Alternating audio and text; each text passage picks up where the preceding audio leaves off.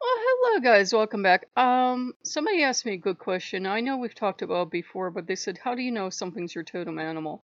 Well, there are tons of videos that'll tell you all sorts of ways, but one good way for me is that since I do the Pinterest boards and I do YouTube and everything, I know that if I look for something once, I'll see it 100 times, so I don't go by that. I go by, can I go out? Can I go shopping or something? Or can I pick up the mail? Or can I turn on the radio? And, is this animal mentioned? Like, wolf is falling out of the sky lately for me. Wolf tattoos, wolf t-shirts, wolf names. Turn on the classical radio, and there's this place called Wolf Trap, and there's this wolf person, and there's this wolf song. Well, maybe not wolf song, but yeah, wolf song or Wolfgang or like wolves everywhere. So it's like wolf is going, okay, you won't go with Pinterest, you won't go with YouTube. I get that. Here's a t-shirt, here's some tattoos, here's all this other stuff. You can have a dream about the animal. Maybe you start having dreams about like say cougar or butterfly or dragon or something. And, there's kind of endless ways. For me, as I've struggled with having wolf, because sometimes you'll get a totem and be like, oh no, that's not mine. That's the totem of fill in the blank. Um, as I've struggled with having wolf as a totem, you kind of have to figure out what the totem actually means and, what kind of relationship are you going to have with that totem.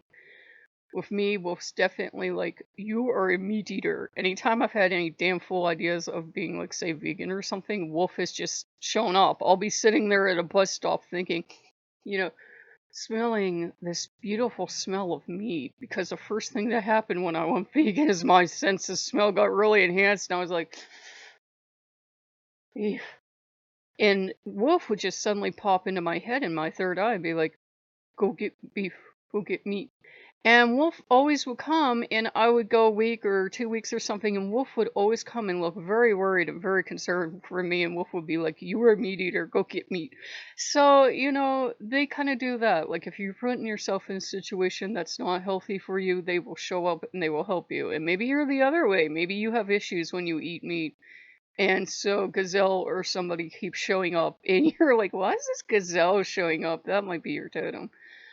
Um, they're usually an animal you have affinity with. You do. I was called a wolf as a child because of how I would eat. And I always liked at the time they would play all these nature specials. And back then were the best nature specials because they were really raw and unfiltered. And you would see these wolves like chase down their prey, and that's how they have to eat. Or you would see lions or something. I always love the predatory animals. I think because most people hate them. Most people hate predators. They're like, oh, they do whatever, and they really don't like predators. Um, so I felt a certain kinship with them, but I always was attracted to animals. I was, a brownie in Girl Scouts, so I was real tiny, and I was the only one that would go up and pet the black snake. They brought a black snake in for us, and I adore snakes. I love snakes, but I've never had snake come forward as a totem. I adore and love cats. I've never had cat come forward as a totem. Really never have. I like grew up more raised by the family cat than by my parents because dysfunctional household. But sometimes it's complicated. But they usually find out a way to let you know, and it's perfectly okay to say, "Can I have some kind of sign that I can't mistake?" They're not going to get angry at you. And to me, the kind of relationship you have and what you feel about them is up to you, and what kind of information you think is right is up to you. You might have a totally, like, say we both had Wolf, you might have a totally different relationship with Wolf, and Wolf might be that hyper aggressive wolf. Roar. You might need that in your life. You might be in a life right now where you need to be vigilant and aggressive. Like if you're a soldier, that helps. So it's kind of, I hope that made even an ounce of sense. It's kind of a thing of they just have a way of finding their way into your life. Like, I can't get rid of Wolf right now. Everywhere I go, there's Wolf. And I've tried deliberately, like, ignoring wolves on Pinterest, ignoring wolves on YouTube, and they just surge back up. So I'm like, okay, I won't look at them.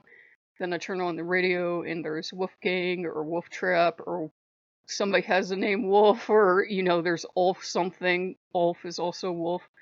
So, it's they will find a way, and they will find a way to beat down your door. And same thing, like if Fox wants to come back in and say, "Hey, Fox, you're getting too serious." Fox will appear out of nowhere. Fox pins. I will hear somebody's name, Fox name. There's a place called Fox's Pizza. I will get a flyer from them unexpectedly. So they find ways. So if like you're seeing like say butterflies everywhere, sometimes it can be like they're just bringing you a message too. Might be butterfly, might be something else, but there's no one wrong way to find them. And if you're attracted to them and you try to work with them and it seems like nothing happens, either it's not the right time or they might not be right for you. I was crazy for cougar growing up. I always wanted cougar. I always wanted cougar. I always wanted cougar. Cougar was going to be the perfect totem. Cougar wanted nothing to do with me. Cougar would never come. Oh, there's my oven. 1 second. Sorry about that. So, cougar would never come. Whale would come and spend time with me. And Wolf was always there. Wolf was always there. Wolf was a pain in the tuchus. I'm like, Wolf, you have to go. I want cougar. And Wolf was like, no, Wolf. And, Wolf was always, I wonder what was wrong because my Wolf totem's always been, very gentle, very chill, very, let's go on an adventure, let's explore together, let's get out in nature, let's do stuff together, let's kind of calm down. Kind of attuned to my personality. Still teaching me lessons, still teaching me when to be assertive and stuff, but very calm. And I actually, I had a big problem with Odin because I always loved Raven too. And I thought, this is too much. I always love Raven. I always love crows. Every animal I don't think that you end up falling in love with, so to speak, becomes a totem, but they can at least become an animal that you like and enjoy. And if they start showing up in your dreams and everything else, then try and see what happens. And there's no right or wrong way to work with them. Sometimes the way I work with Wolf Totem is I read my wolf book, or I look at wolf photos, or I watch a wolf documentary, or I play wolf music, or, stuff like that. Wolf does have a couple things now in the house, and Raven has a thing too. Because Odin's insisting, and I'm like, is this Odin insisting? Is this just me having daydreams? Is this actual thing? Because I've gotten crows. I've gotten a lot of crows around here, and they come and they skull bomb me because they want the hot fries. But I've never gotten Raven, but I'm like, okay, whatever. So, it's, you just kind of find them. Sometimes the gods hand them to you, sometimes not. La Santa's supposed to hand you like a certain type of animal, same thing. She never gave me my animal. I thought she gave me owls for a while, but owl would be here and then not be here. Wolf's been the consistent one for me. So I hope that helped and it wasn't too rambly. For me, it's like sometimes I don't know how I found them. Wolf's just always kind of been here. Wolf just is one of those animals I look at and it's like I know they're an animal and I know there's nothing mystical or magical about the animal itself, but at the same time Wolf is a totem spirit. There is something mystical and he does have lessons to teach me and I just have to come along and learn these lessons. So I hope that helps. The worst thing I can say is try to work with an animal you're really attracted to. If it's not meant to be, it's not meant to be, but it might be later. Cougar did finally show up for me, by the way, after years and years and years and years of me begging. Cougar finally showed up and was like, okay, Cougar will work with you now. Do you know I didn't want to work with Cougar? I was like, I've been after you for years. I wanted you as my totem for years because you're beautiful and you're gorgeous and you're mysterious and you can live on your own and you're adaptive and you're smart. And when Cougar finally showed up, Wolf was like, fine, ignore Wolf. so so I ended up trying to work a tiny bit with Cougar, and I'm like, some of the very things I was attracted to were things that meant we couldn't work together because Cougar was aloof with me. Cougar was a little mysterious and queen of the mountain and everything, and we ended up not being able to work together. So I love Cougar to death, but I am not a Cougar person. Cougar comes by every so often, but Wolf's like peasant. But Wolf Wolf does not have humility as a problem. Wolf is like peasant, lives alone because nobody likes her. That's why everybody likes Wolf. I'm Wolf. And Fox comes over and is like, "Yeah, present." So they're kind of funny, and it's not so much words. It's like a vibe you pick up, but it's like definitely the totems that truly love you are with you. You can't get rid of them usually. And sometimes you get totems you fall in love with, and they want nothing to do with you. By the time they do, it's kind of too late, and some just wander in and out. Bear checks in every so often. It's like, hey, beer time. Horse checks in every so often. It's like, hey, horse time.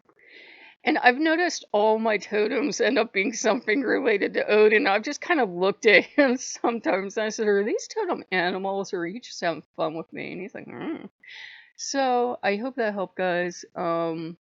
It's not really clear and concise, but to me, I kind of go into the spaced out zone when I work with them. So that might be why it sounds kind of spacey. So, the worst you can do is start trying to work with them. Cats, dogs, anything, any animal or insect. Some people will say plants, stones, anything.